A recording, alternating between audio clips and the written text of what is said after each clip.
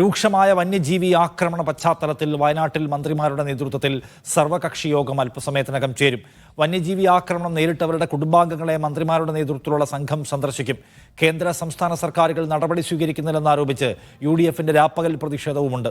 വനപാലകർക്കെതിരെ സംഘടിത ആക്രമണം നടക്കുന്നുവെന്നാരോപിച്ച് വനം വകുപ്പ് ജീവനക്കാരും കൽപ്പറ്റയിൽ ഉപവാസം നടത്തും.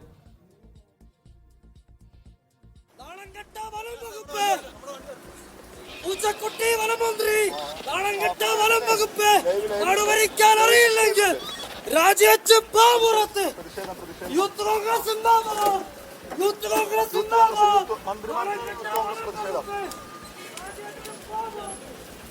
വാഹനം യുവത്തിനേരെയാണ് കരിങ്കൊടി ഒന്ന് മാറിക്കോളൂ. യൂത്ത് കോൺഗ്രസ് സിന്ദാബാദ്.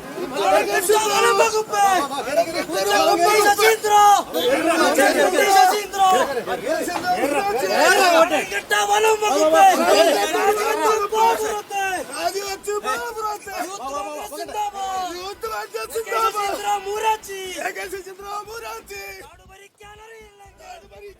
പന്ത്രണ്ടിനും 15-നും മുഖ്യമന്ത്രിയുടെ യോഗങ്ങൾ വിളിച്ചിരുന്നു. ആ യോഗങ്ങളുടെ തീരുമാനം ഇംപ്ലിമെന്റ് ചെയ്യുന്നതിനെ കുറിച്ച് വളരെ സീരിയസ് ആയിട്ട് ആലോചിക്കും. ഈ ബഹുമാനപ്പെട്ട ജനപ്രതിനിധികളെ നേരിട്ട് കാണാൻ വേണ്ടിയിട്ടാണ് ഞങ്ങൾ വന്നിട്ടുള്ളത്. അവർ പറയട്ടെ, കേൾക്കാം. മന്ത്രിയുടെ യോഗത്തിൽ 27 കാര്യങ്ങളിൽ ഒരു തീരുമാനം ഉണ്ടായിട്ടില്ല. അത് നടപ്പാക്കുക എന്നുള്ളതാണ് ഇന്നത്തെ യോഗത്തിൽ. നമ്മളൊരു നല്ലൊരു തീരുമാനം എടുക്കാനാണ് ഉദ്ദേശിക്കുന്നത്. ഇവരുടെ ബന്ധുക്കളുടെ വീട്ടുകളിൽ സന്ദർശിക്കാനും ഉദ്ദേശിക്കുന്നുണ്ട്. എന്താ ചെയ്യാൻ കഴിയാത്ത പറയാൻ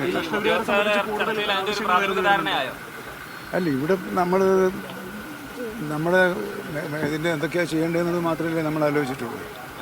മറ്റൊന്ന് കർണാടക വനം മന്ത്രിമാരുടെ യോഗം, 3 സംസ്ഥാനങ്ങൾ വനം മന്ത്രിമാരുടെ യോഗം വിളിക്കുമെന്ന് അറിയിച്ചിട്ടുണ്ട്.